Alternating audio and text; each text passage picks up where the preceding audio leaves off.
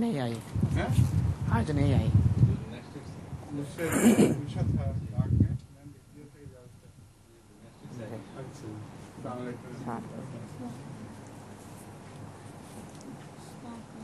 वालेकुम अस्सलाम, अस्सलाम वालेकुम। बैठे तो ठीक আছে।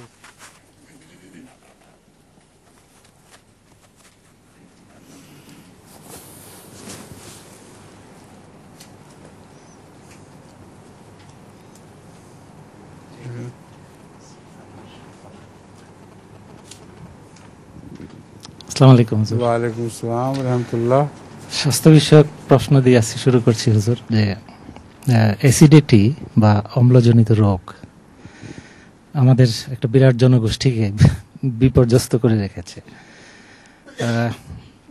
এ থেকে আলসার বা অন্যান্য রিলেটেড রোগ সমূহ হয়ে থাকে, যা অত্যন্ত স্বাস্থ্য সমস্যার কারণ হয়ে দাঁড়িয়েছে বা দাঁড়াচ্ছে। তো হুজুরের কারণ এবং প্রতিকার সম্পর্কে যদি কিছু আলোচনা করেন এবং আমাদের জন্য এই সম্পর্কে কিছু ওষুধ যদি আপনি স্থির করে দেন, যেগুলো ব্যবহার করলে আমরা উপকৃত হতে পারি বা প্রতিষেধক হিসেবে কাজ করতে পারে। Huzur, his question is health related. He says acidity is a great problem. Acidity is a great problem all over East and West, everywhere. And there are many diseases such straight away related to acidity, ulcer, indigestion, and this sort of problem.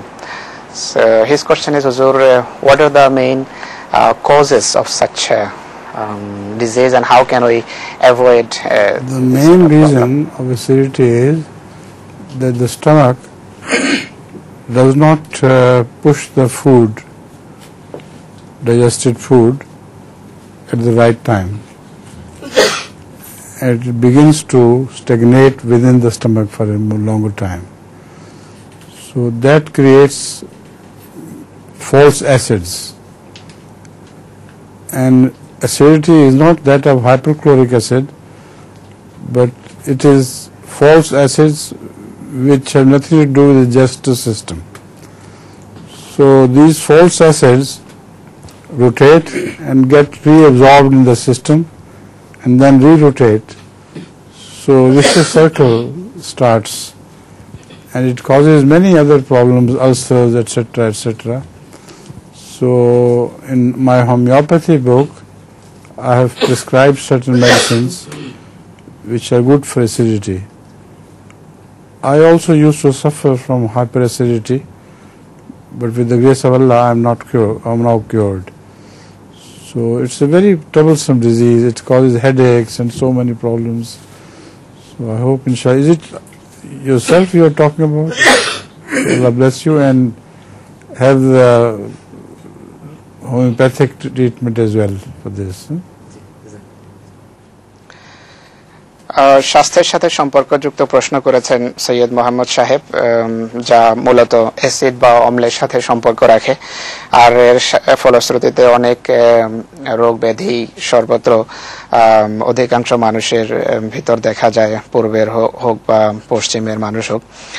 তো হুজুর বলছেন যে হুজুরকে জিজ্ঞেস করা হয়েছে যে কারণ কি এবং এর প্রতিকার বা ঔষধ কি হতে পারে।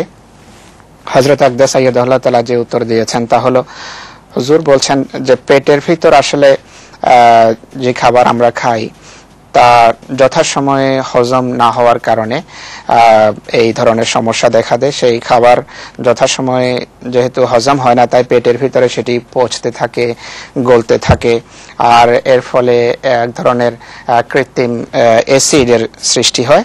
হুজুর বলছেন যে খাবারের জন্য যে হজমের জন্য যে জরুরি হাইড্রোক্লোরিক অ্যাসিড আছে, সেটি সেই অ্যাসিড নয়, বরং এক ধরনের কৃত্রিম অ্যাসিডে খাবার পচার ফলে সৃষ্টি হয়, এবং এইগুলো ধীরে ধীরে শরীর নিজের ভিতর আবার সেটাকে শুষে নিতে থাকে, আর বারবার এই প্রক্রিয়া জারি থাকে এবং চলতে থাকে।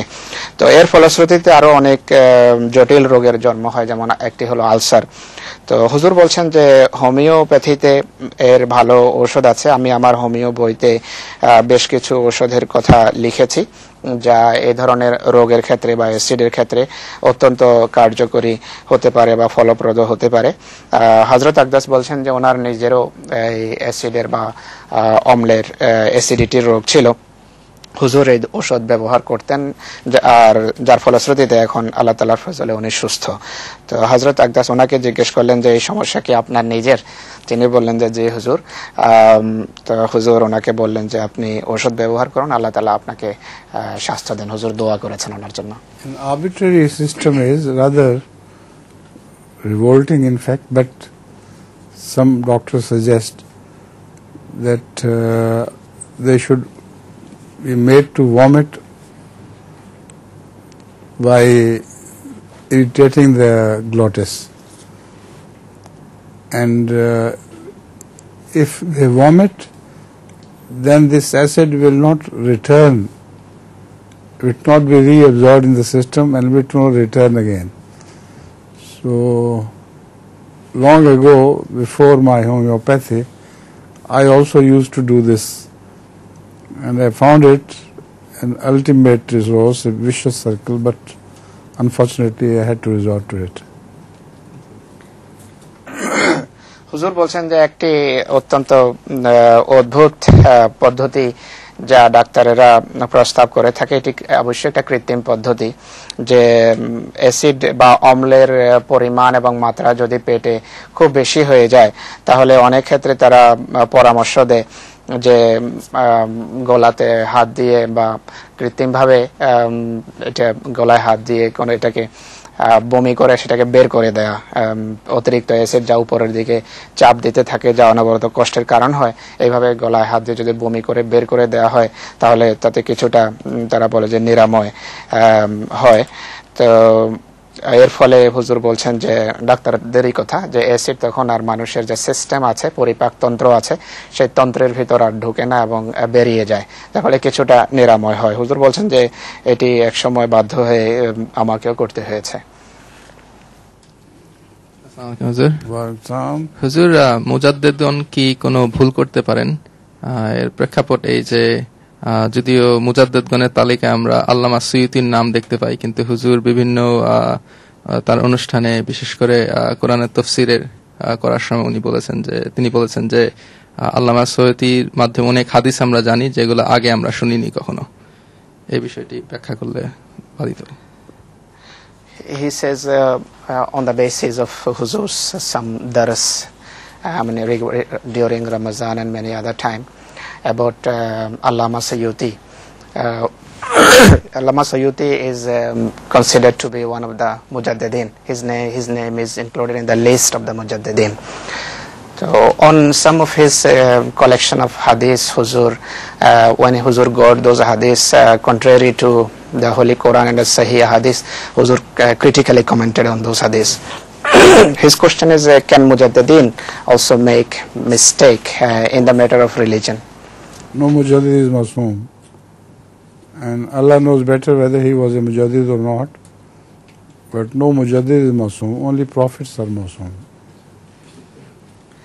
হযরত আকদাস এই প্রশ্নের উত্তরে বলেন যে অবশ্যই ভুল করতে পারে, আর কোন মুজাদ্দিদ নিষ্পাপ নয় বা মাসুম নয়, শুধু নবীরাই নিষ্পাপ, নবীরাই ভুল করেন না, অন্য তাদের নিচে স্তরের যত বুজুর্গ বা মানুষ আছেন তারা সবাই ভুল করতে পারেন। কিন্তু হুজুর বলছেন যে তিনি মুজাদ্দিদ ছিলেন কি ছিলেন না সেটি আল্লাহ তাআলা জানেন, কিন্তু মুজাদ্দিদও ভুল করতে পারে। এই আয়াতের একটু আমি ব্যাখ্যা করবার অনুরোধ জানাচ্ছি। আউযুবিল্লাহি মিনাশ শাইতানির রাজিম, বিসমিল্লাহির রহমানির রহিম।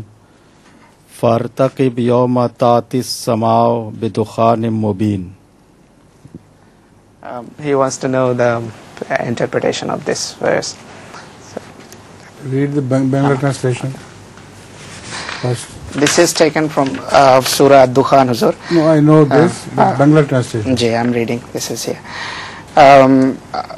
আয়াতটি উনি পড়েছেন, বাংলা অনুবাদ হলো, অতএব তুমি সেই দিনের অপেক্ষা করো যেদিন আকাশ স্পষ্ট ধূম্র নিয়ে আসবে। তো এর তাফসীর হযরত আকদাসকে জিজ্ঞেস করা হয়েছে। See, this is a prophecy about the atomic warfare. At the time of Muhammad sallallahu alaihi wasallam, nobody could imagine a smoke which is deadly and which revolves around the earth, and under the smoke there is no peace. So this verse, this prophecy of Muhammad sallallahu alaihi wasallam is based on the Quranic word Dukhan. At the time of Rasul Akram sallallahu alaihi wasallam, there was a half-mad man about whom people thought he was a Dajjal. So Muhammad sallallahu alaihi wasallam quietly went to his place, and from across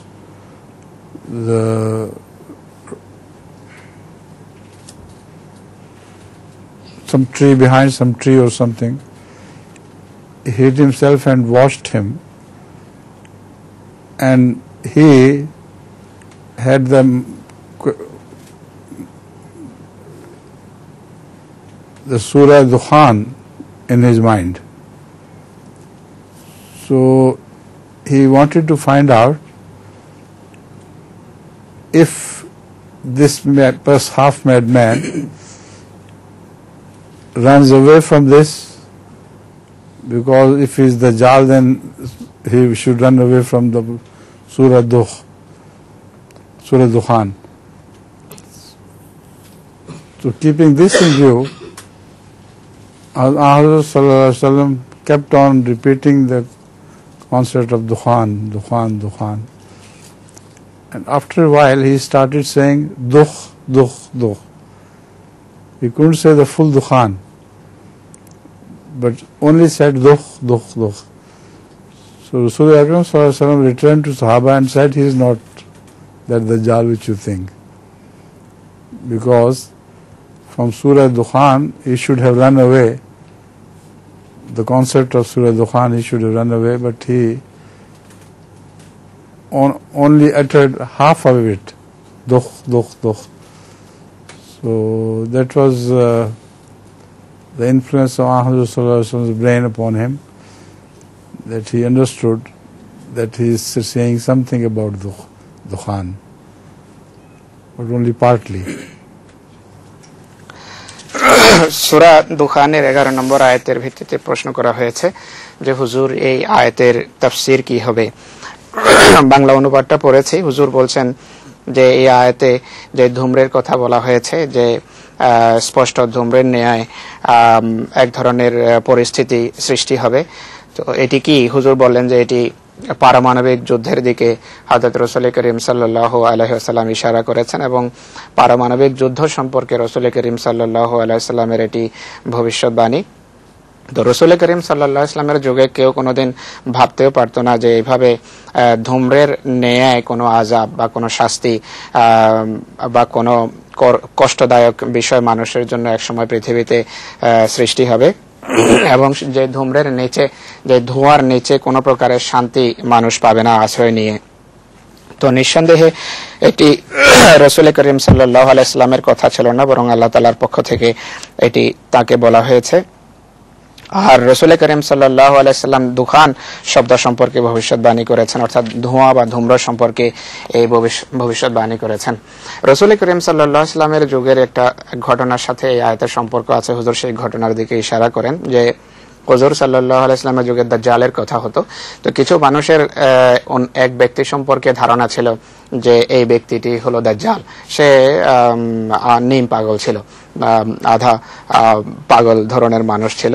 অনেকের ধারণা ছিল যে এই ব্যক্তি দাজ্জাল। তো রাসূল করিম সাল্লাল্লাহু আলাইহি ওয়াসাল্লাম তাকে পরীক্ষা করার জন্য সে যেখানে থাকতো সেখানে হুজুর সাল্লাল্লাহু আলাইহি ওয়াসাল্লাম নীরবে যান, আর সে একটা গাছের পিছনে রাসূল করিম, সেই ব্যক্তি যেখানে দাঁড়িয়েছিল বা যেখানে তার অবস্থান ছিল সেই জায়গার নিকটেই একটা গাছের পিছনে থেকে রাসূল করিম সাল্লাল্লাহু আলাইহি ওয়াসাল্লাম সূরা দুখানের এই আয়াতটি পড়তে থাকেন বা এই আয়াতটি তিনি স্মরণ করেন।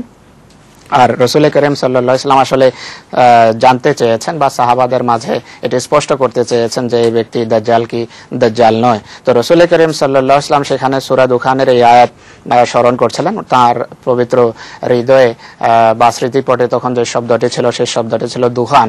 কিন্তু এই ব্যক্তি যে নিম পাগল ছিল বা আধা পাগল ছিল, সে হুজুর সাল্লাল্লাহু আলাইহি সাল্লামের যে চিন্তা শক্তির প্রভাবে এই শব্দের শুধু দুঃখ পর্যন্ত পৌঁছেছে, আর বারবার সে দুঃখই বলছিল, দুখান পর্যন্ত পৌঁছতে পারেনি। তো রাসূল করিম সাল্লাল্লাহু আলাইহি ওয়াসাল্লাম এসে তখন সাহাবাদেরকে বললেন যে তোমরা যাকে দাজ্জাল ভাবছো সে সত্যিকারের দাজ্জাল নয়, সত্যিকারের দাজ্জালের সম্পর্ক পরের যুগের সাথে। Read the other verses afterwards.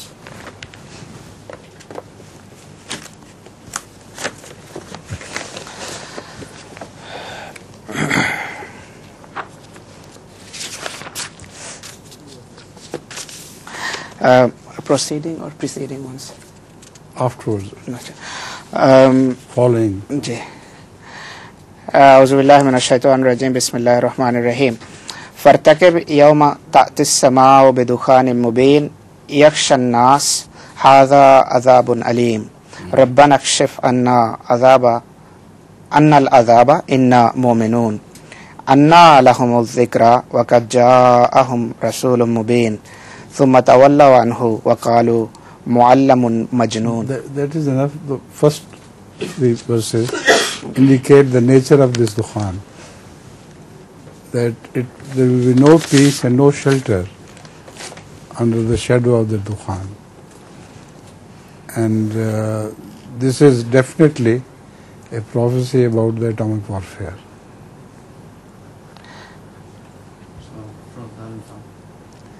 Professor wanted water? He's coughing.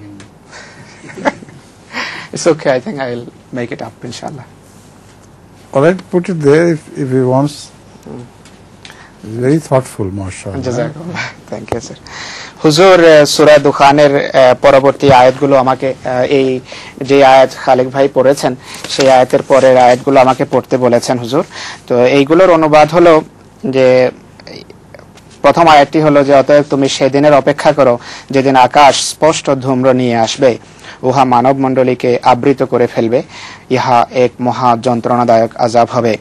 হে, তারা চিৎকার করে বলবে যে হে আমাদের প্রতিপালক, আমাদের উপর হতে এই আযাবকে দূর করো, নিশ্চয় আমরা ঈমান আনছি। তখন উপদেশ গ্রহণ তাদের কি উপকার করবে, অথচ পূর্বে তাদের নিকট একজন সুস্পষ্ট বর্ণনাকারী রাসূল আগমন করেছে। হুজুর বলেন যে এই আয়াতগুলো থেকে স্পষ্টভাবে বোঝা যায় যে সেই ধূম্রের বা ধোঁয়ার প্রকৃতি কেমন হবে।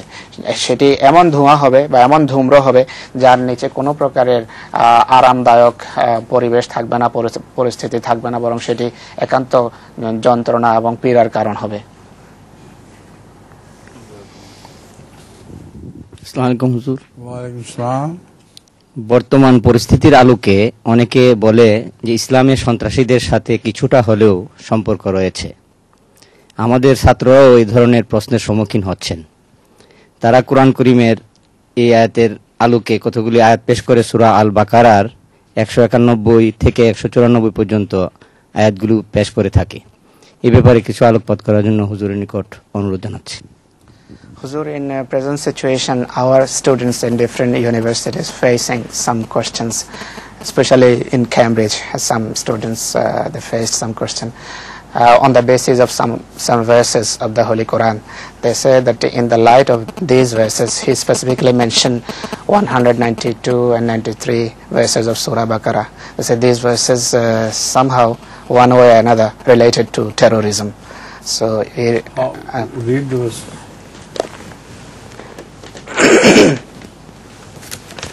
So our students actually requested Huzur to interpret.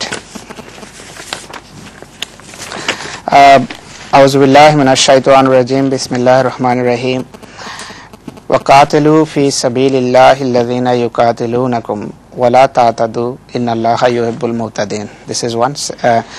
Next one is وَاقْتُلُوهُمْ حَيْثُ ثَقِفْتُمُوهُمْ وَأَخْرِجُوهُمْ مِنْ حَيْثُ أَخْرَجُوكُمْ والفتنة أشد من القتل ولا تقاتلوهم عند المسجد الحرام حتى يقاتلوكم فيه فإن قاتلوكم فاقتلوهم كذلك جزاء الكافرين. The next one is فإن انتهوا فإن الله غفور رحيم وقاتلوهم حتى لا تكون فتنة ويكون الدين لله. So what is the objection against this? It's very clear. According to the Holy Quran, you are permitted to fight only those who have initiated fighting you and who raised their sword against you first. So this is a universal principle. Even today, no nation is exempt from this. Once sword is raised against some nation, they have every right to defend themselves. So all these verses speak of that, and also they warn the Muslims not to do any excess, not to commit excesses against the enemy who has raised their sword against you. So it's a verse of beautiful equity and balance. I wonder why they are objecting against it. This is a wonderful proof of the truth and justice of the Holy Quran. এই আয়াতগুলোর প্রথমে বঙ্গানুবাদ পেশ করছি। এই আয়াতগুলো পেশ করে বলা হয় যে বিশেষ করে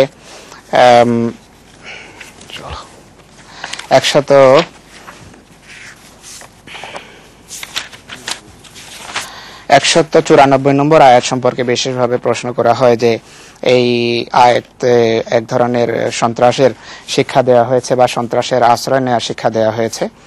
তো এই আয়াতটাকে স্পষ্ট করে পিছনের আয়াতগুলো যে কোন প্রসঙ্গে এই আয়াতটা নাযিল হয়েছে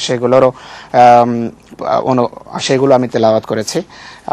অনুবাদ হলো, এবং আল্লাহর পথে তোমরা ওই সকল লোকের সাথে যুদ্ধ করো যারা তোমাদের সাথে যুদ্ধ করে, কিন্তু তোমরা সীমা লঙ্ঘন করো না, নিশ্চয়ই আল্লাহ সীমা লঙ্ঘনকারীদিগকে ভালোবাসেন না। এবং যেখানেই তোমরা তাদেরকে পাবে অন্যায়ভাবে যুদ্ধকারীদেরকে, পিছনের আয়াতে বলা হয়েছে যারা সীমা লঙ্ঘন করে, অর্থাৎ সেদিকে ইশারা, যেখানে তোমরা তাদেরকে পাবে হত্যা করবে এবং তোমরাও তাদেরকে সেই স্থান হতে বের করে দেবে যেখান হতে তারা তোমাদেরকে বের করেছে, কেননা ফিতনা হত্যা অপেক্ষা গুরুতর। এবং তোমরা মসজিদুল হারামের নিকটে তাদের সাথে যুদ্ধ করবে না যতক্ষণ পর্যন্ত না তারা উহাতে তোমাদের সাথে যুদ্ধ করে। যদি তারা তোমাদের সাথে যুদ্ধ করে তাহলে তোমরা তাদের বিরুদ্ধে যুদ্ধ করবে, ইহাই কাফেরদের সমুচিত প্রতিফল। অতএব impossible to object against these teachings of absolute justice, and they are blind who call it terrorism. It is against terrorism, not supporting terrorism.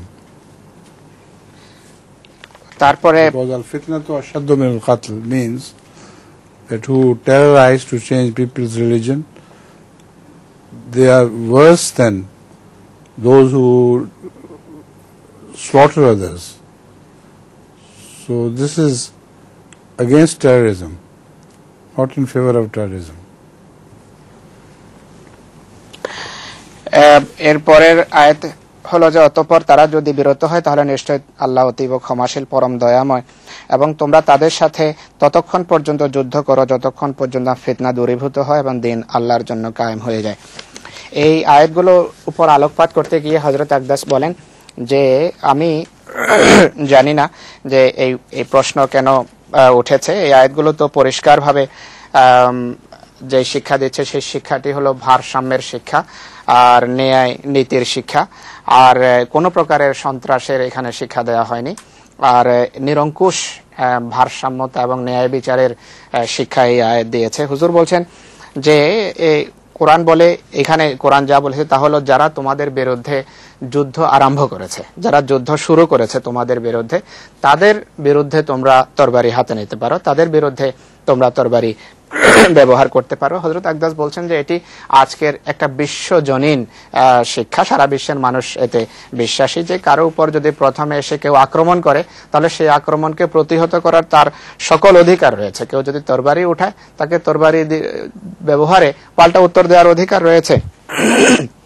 সারা পৃথিবীর সকল জাতি এবং গোষ্ঠী এতে বিশ্বাসী। তো আর এই অদ্ভুত সুন্দর শিক্ষা দেখুন এই আয়াতের পরের আয়াতগুলোতে, মানে এই যে পূর্বের প্রথম দুটি আয়াতের ভিতরে এটা বলা হয়েছে যে যারা প্রথমে তোমাদের উপর অত্যাচার করে, জুলুম করে, তোমাদের বিরুদ্ধে অস্ত্র হাতে নেয়, তাদের প্রতিশোধ নিতে গিয়েও তোমরা কখনো বাড়াবাড়ি করবে না, সীমা লঙ্ঘন করবে না, সীমা ছাড়িয়ে যাবে না। যতটা তোমাদের বিরুদ্ধে তারা শক্তি ব্যবহার করেছে, অন্যায় করেছে, তোমরা ততটা অন্যায়ের প্রতিশোধ নিতে পারো। বিন্দু মাত্র যে ভারসাম্য রয়েছে সেটিকে কোনোভাবে নষ্ট হতে দেয়া যাবে না। তো হুজুর বলছেন যে এটি তো একান্ত ন্যায়, ইনসাফ এবং আদলের শিক্ষা দিয়েছে, নিরঙ্কুশ ন্যায় বিচারের শিক্ষা কোরআনে কারীম দিয়েছে। আর আল ফিতনা তো আসাদ্দু মিনাল কতল, এই প্রসঙ্গে হুজুর বলেন যে ফিতনা হত্যার অপেক্ষাও গুরুতর বিষয়।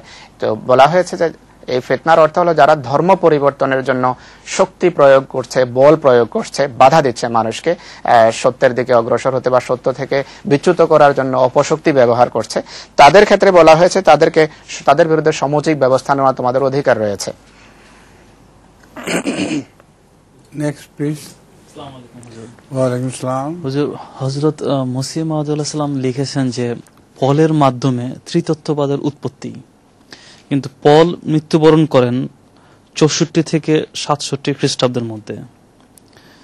অপরদিকে ঈসা আলাইহিস সালাম মৃত্যুবরণ করেন 120 খ্রিস্টাব্দে।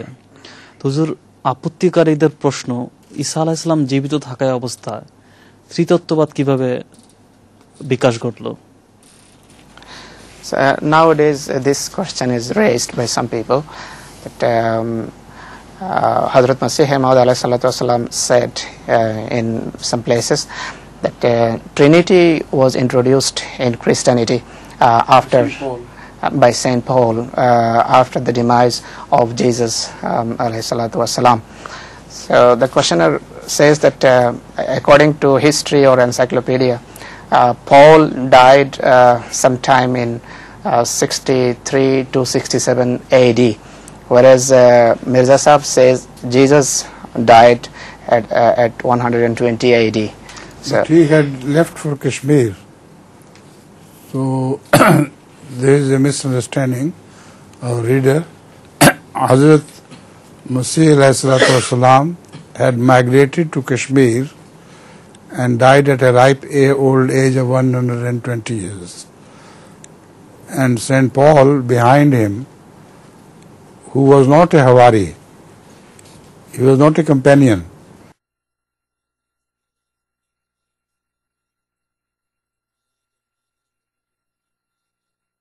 He only saw him in a vision. So as such, he is the main architect of Christianity, Trinity. Otherwise, those companions of Hazrat Masih alayhi salatu wasalam who were taught by him, they have never mentioned even a reference to Trinity. You understand? এই প্রশ্নের উত্তরে হযরত আকদাস বলেন যে ঈসা আলাইহিস সালাতু ওয়াস সালাম বাকি শুলের ঘটনার পর ফিলিস্তিন থেকে বা জেরুসালেম থেকে কাশ্মীরের দিকে হিজরত করেছেন, সেদিকে হিজরত করে চলে গেছেন। আর 120 বছর পর্যন্ত তিনি সেখানে জীবিত ছিলেন এবং 120 বছর বয়সে তিনি মৃত্যুবরণ করেন। তিনি যখন এই এলাকা ছেড়ে যান, ফিলিস্তিনের এলাকা বা জেরুসালেমের এলাকা, সে তার অবর্তমানে পৌলুস খ্রিস্টান ধর্মের ভিতর ত্রিত্ববাদের যে বিশ্বাস বা ধারণা সেটির অনুপ্রবেশ ঘটায়। নতুবা হযরত ঈসা আলাইহিস সালাতু ওয়াস সালামের কোন হাওয়ারি বা কোন সাহাবী এই ধরনের কোন কথা বলেননি। আর পৌলুস সম্পর্কে হুজুর বলেন যে পৌলুস ঈসা আলাইহিস সালামকে দেখেওনি। ঈসা আলাইহিস সালামের না সে হাওয়ারি ছিল, না ঈসা আলাইহিস সালামের সাহাবী ছিল, বরং বলেছে যে আমি স্বপ্নে ঈসা আলাইহিস সালামকে দেখেছি, তিনি আমাকে স্বপ্নে বলেছেন যে এই করতে। শুধু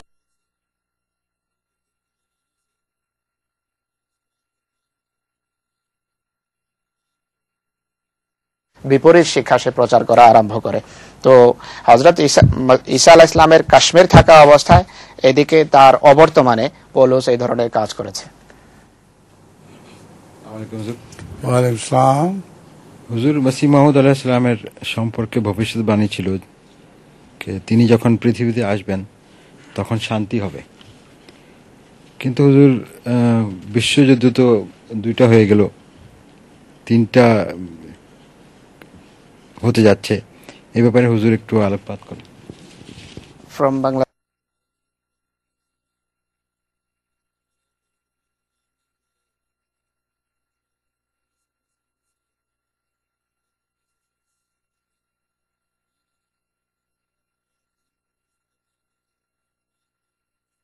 We have received this question about promised Messiah. This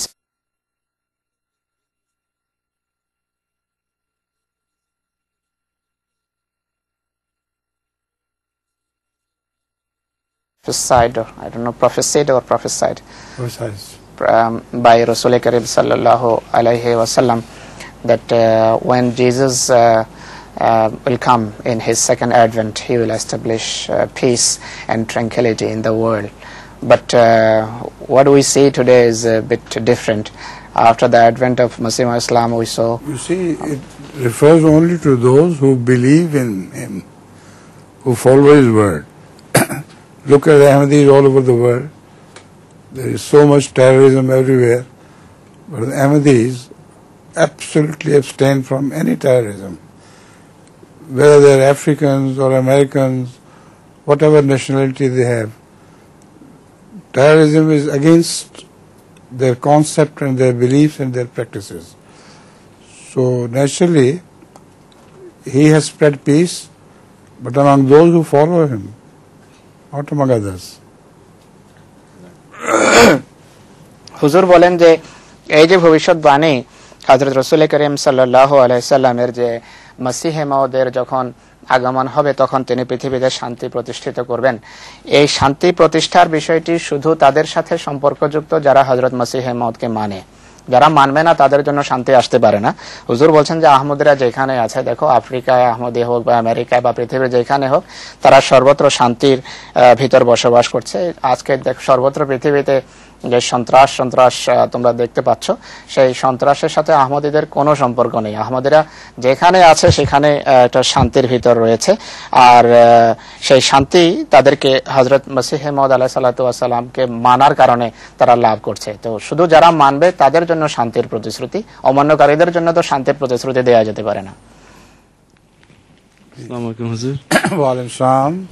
এই প্রশ্নটি পশ্চিমবঙ্গ থেকে এসেছে, এক ভদ্রলোক পাঠিয়েছেন। উনি বলছেন, আজকাল আমি ডক্টর নরম্যানের বই পড়ি। ওনার বইতে উনি বলেন যে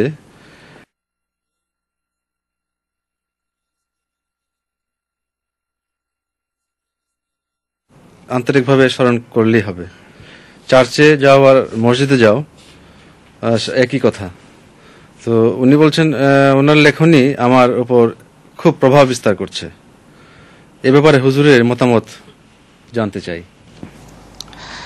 হুজুর Shadab Sehgal, a person from Calcutta, he asks this question. He says, Dear Huzur, recently I came across some books by Dr. Norman Vincent, which contained all talks about positive attitude, thinking and prayer power. He says in the book that we should remember God and pray to him, go to church, etc. But never he condemned any other religion. Is there any harm in reading these books?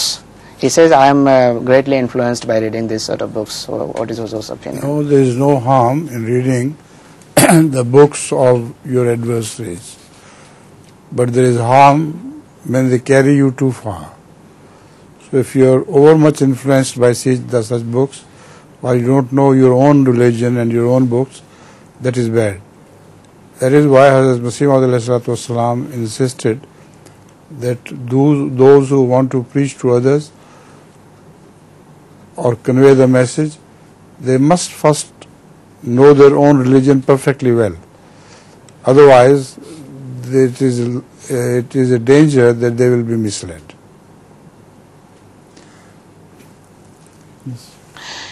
এই প্রশ্ন ক্যালকাটা থেকে পাঠিয়েছেন, যেভাবে আপনারা শুনেছেন শাদাব সেগেল সাহেবের প্রশ্ন তিনি বাংলা বলা হয়েছে, যে তিনি নওমান সাহেবের বই পড়ছেন। ওনার নাম হলো ডক্টর নওমান ভিনসেন্ট।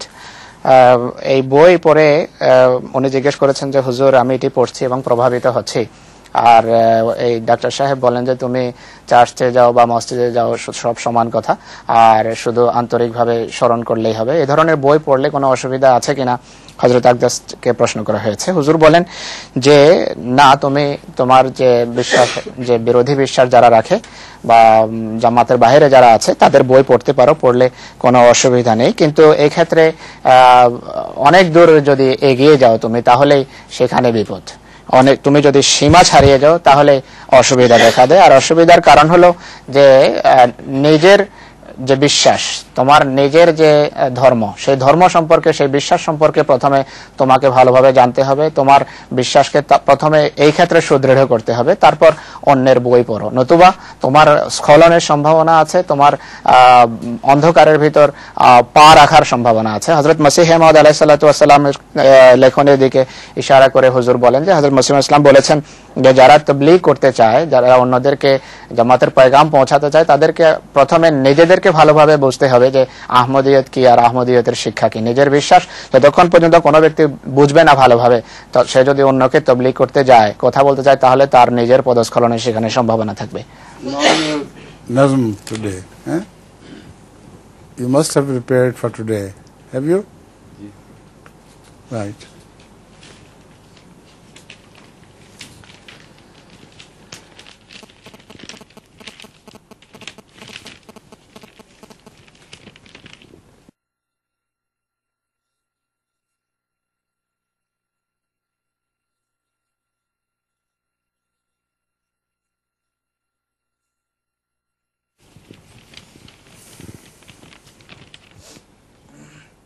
হুজুর হযরত আকদাসের লেখা নজম আমি পেশ করছি।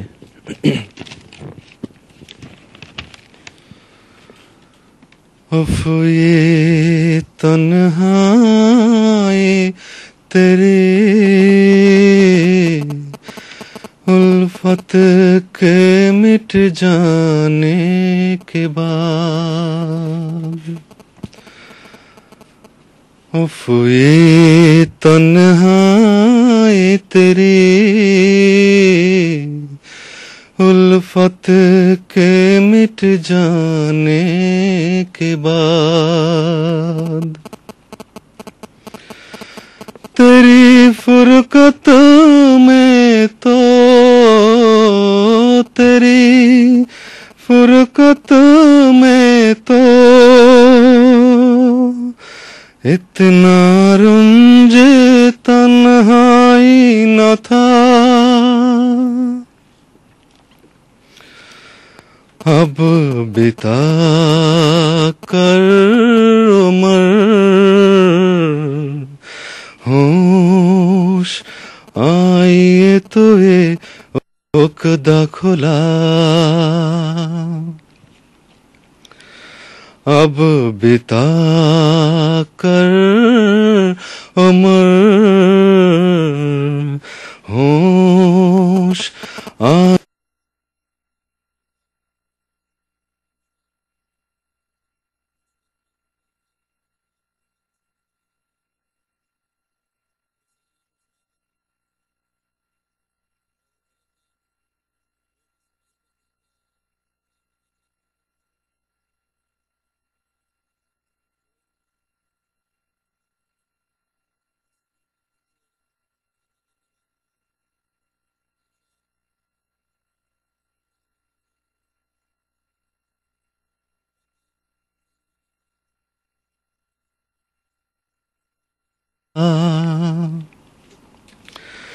इश्क ही पागल था, इश्क ही पागल था, वरना मैं तो सौदाई न था,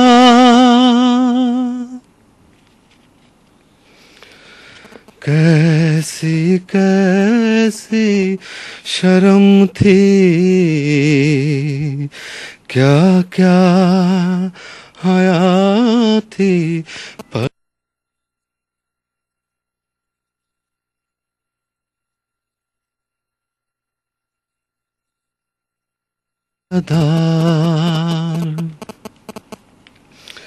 कैसी कैसी शर्म थी,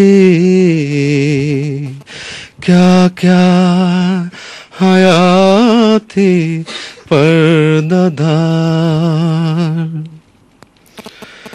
प्यार जब मासूम था, प्यार जब मासूम था, और वजह रुसवाई न था,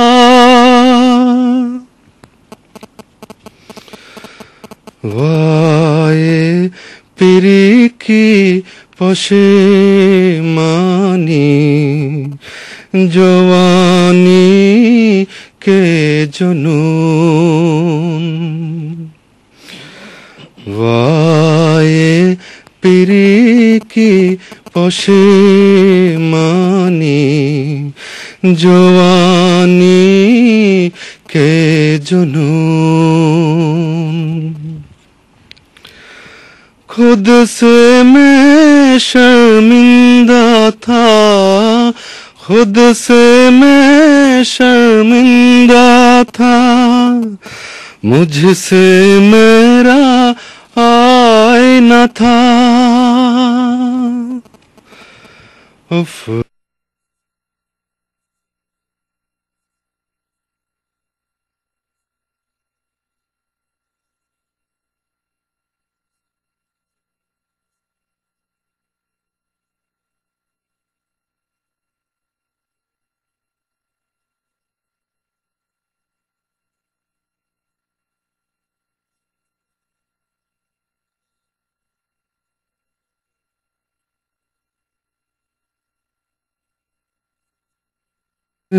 हाय तेरी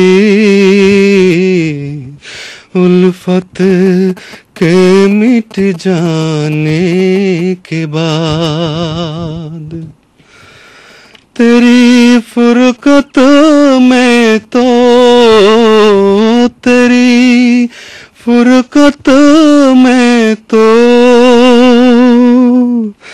इतना रुंजे तन्हाई न था। उफ़ी तन्हाई तेरी उल्फत के मिट जाने के बाद। You have chosen a very appropriate poem. MashaAllah.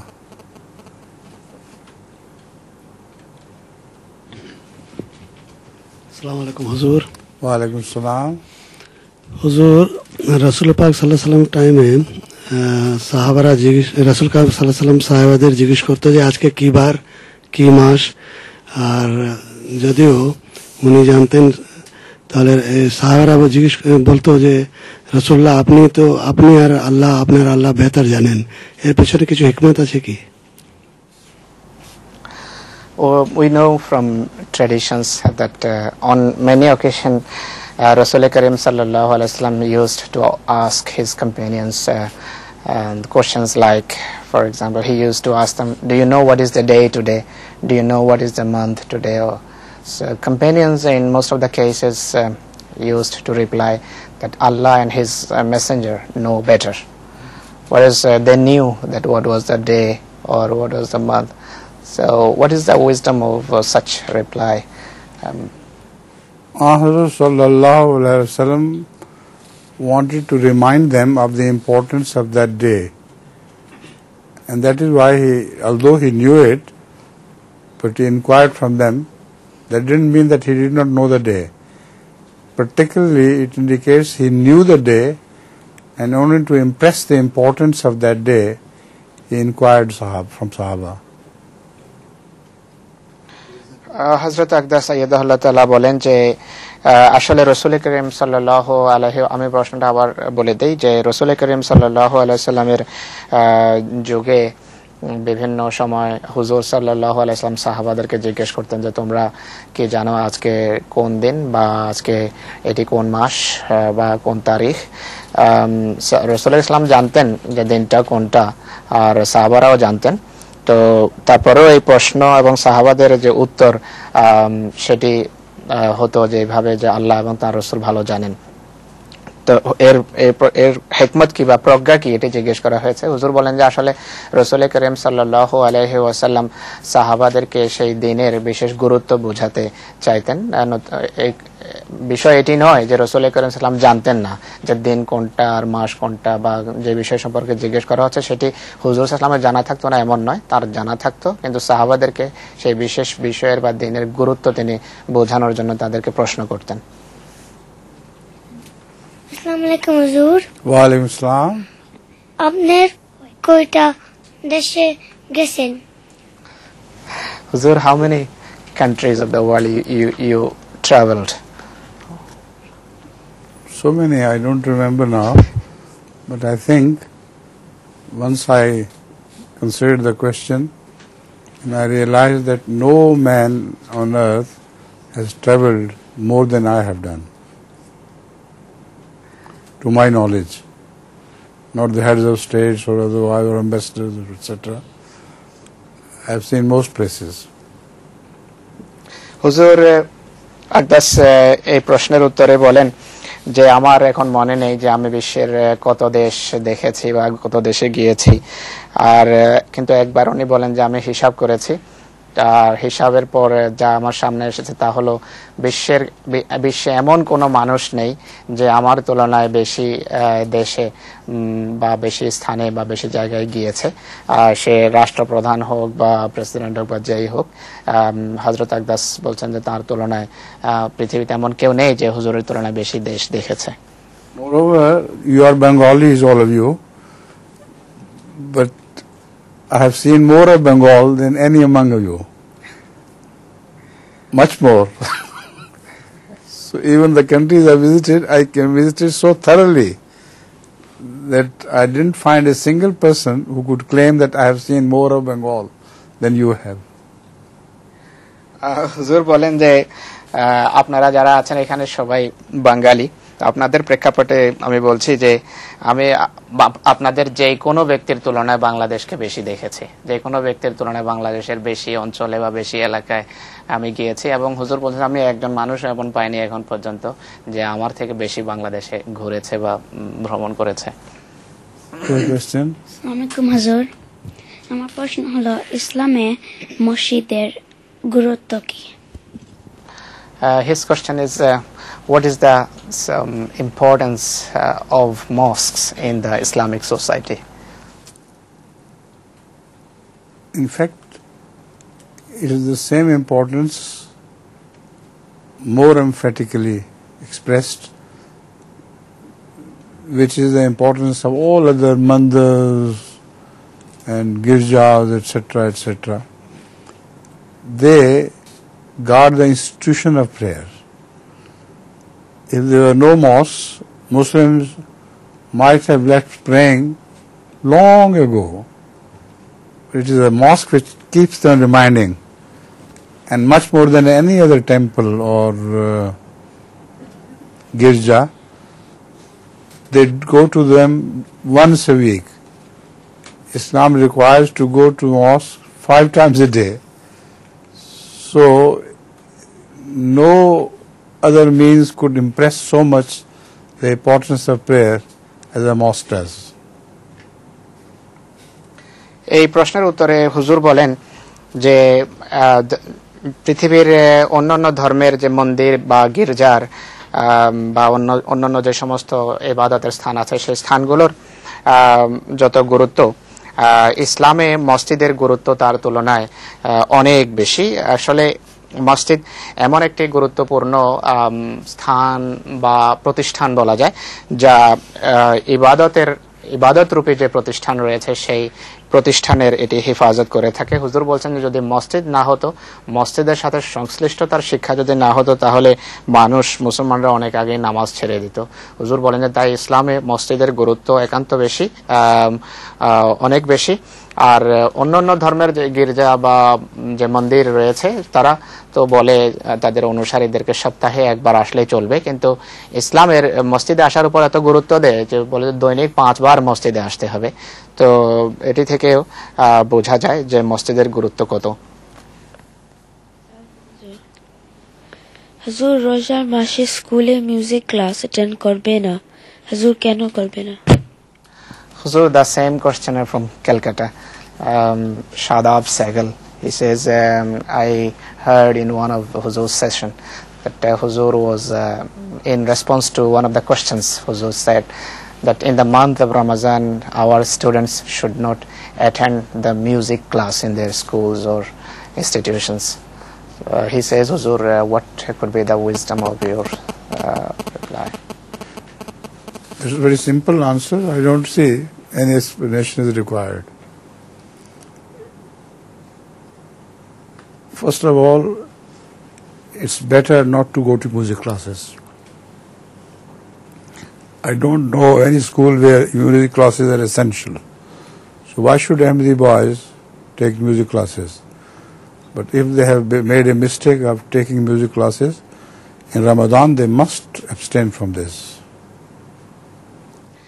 হুজুর বলছেন যে এই প্রশ্ন তো স্পষ্ট একটি বিষয়ের, আমি জানি না কেন এর ব্যাখ্যা চাওয়া হয়েছে, এর ব্যাখ্যার প্রয়োজন কি। প্রধানত প্রথম কথা হলো যে যতটা সম্ভব মিউজিকের যে বিষয় আছে, সাবজেক্ট আছে বা ক্লাস আছে, সেটিকে পুরোপুরি এড়ানো উচিত, সেটি নেওয়া উচিত নয়, এটি প্রথম কথা। কিন্তু ভুলবশত যদি কেউ এই সাবজেক্ট নিয়ে থাকে, এই বিষয় নিয়ে পড়াশোনা করে, তাহলে রোজার মাসে সে যেন এই ধরনের ক্লাসে না যায়। এটি হলো পরিষ্কার উত্তর হুজুরের। Your question, please. আসসালামু আলাইকুম হুজুর। Assalaam. হযরত ইমাম মাহদী আলাইহিস সালাম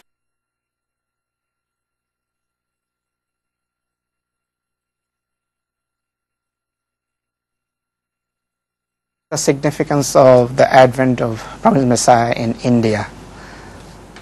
In India? Ji. India was the battlefield of all religions, and there is no other country which had become the battlefield singly as one country of all other religions except for India. So that is the significance why Hazrat Imam Mahdi was raised in India, so that he can defend Islam against all attacks. হুজুর বলছেন যে ভারত এমন একটি স্থান ছিল সে সময়ে যে স্থানটি পৃথিবীর সকল ধর্মের যুদ্ধের স্থান ছিল, অর্থাৎ পৃথিবীর সকল ধর্ম সেখানে পরস্পরের ভিতর এক ধরনের যুদ্ধের পরিস্থিতিতে ছিল, এবং সেই কারণেই হযরত ইমাম মাহদীকে সেখানে পাঠানো হয়েছে পৃথিবীর সকল ধর্মের মানুষের ধর্মীয় চাহিদা বা আধ্যাত্মিক পিপাসার নিবারণের জন্য।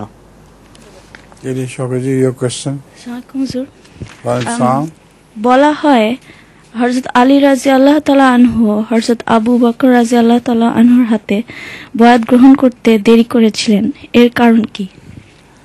From Chittagong, Mansoor Ahmad Sahab has sent this question. He says, according to one of the tradition or hearsay might be that Hazrat Ali Radhiyallahu anhu took some time to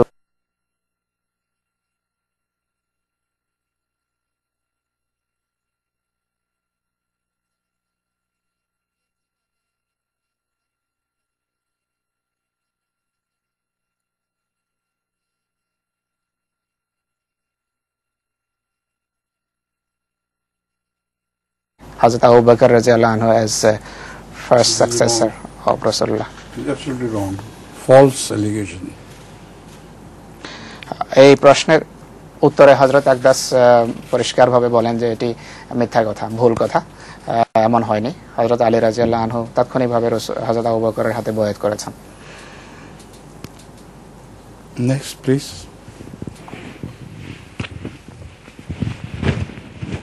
Time flies very rapidly. How do you say in Bangladesh? সময় উড়ে যায় বা উড়ে যায়, yes. there are many expressions হুজুর actually so বয়ে যায়, this is another expression. जल्दी से करो before it's too late.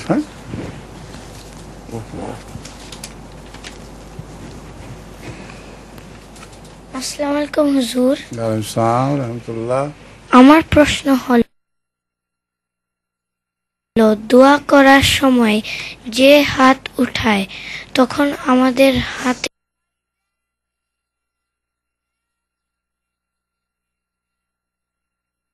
হওয়া উচিত? Huzur, when we raise our hands for dua, what should be the exact position of our hands? It varies from person to person. The non-Ahmadi ulama raise hands like this, and Ahmadis closer to their face. Some even hide their face like this for the fear that if they have become emotional, others may not watch. আচ্ছা, এই প্রশ্নের উত্তরে হুজুর বলেন যে এটি ব্যক্তি ভেদে ভিন্ন ভিন্ন হয়ে থাকে। কোনো ব্যক্তি কোনোভাবে হাত রাখে, কোনো ব্যক্তি কোনোভাবে। গায়ের আহমদিরা হাত এভাবে হুজুর দেখিয়েছেন যে খুলে রাখে দোয়া করার সময়, আর আহমদিরা তাদের মুখের কাছাকাছি হাত নিয়ে আসে দোয়া করার সময়। আর কোন কোন আহমদি তাদের চেহারা ঢেকে ফেলে, আর এই আশঙ্কায় যে কোথায় তারা যখন আবেগের আতিশয্যে তাদের চেহারার যে অবস্থা সেটি প্রকাশ না পেয়ে যায়, এই কারণে ঢেকে ফেলে তারা চেহারা। Your question, last question. হুজুর Be আসসালামু quick, huh? হুজুর আসসালামু হুজুর, আমার প্রশ্ন হলো দুধ ভালো না দই ভালো, আপনি কোনটা লাইক করেন? Between milk and yogurt, which one is better, and which one you yourself specifically prefer? I think milk is a bit difficult for me to digest, but yogurt is easier to digest. But that's the one thing about yogurt. It should not be sour yogurt. Yogurt can be sour and sweet, I mean, without any sour taste. So I prefer yogurt to milk when it is not sour. দুধ ভালো না দই ভালো, আর হুজুর কোনটা পছন্দ করেন, এটি ছিল প্রশ্ন নূরের। হুজুর বলছেন যে দুধের যতটুকু সম্পর্ক আছে এটি আমার জন্য হজম করা এটিকে একটু কঠিন ব্যাপার, হুজুরের অসুবিধা হয় এটি হজম করতে। দই উনি পছন্দ করেন, কিন্তু দইও সেটি হতে হবে যেটি টক হবে না, মানে এমন দই যেটি টক নয়, সেটি হুজুর একদম পছন্দ করেন। Right? Jazakallah. Sama ho যায়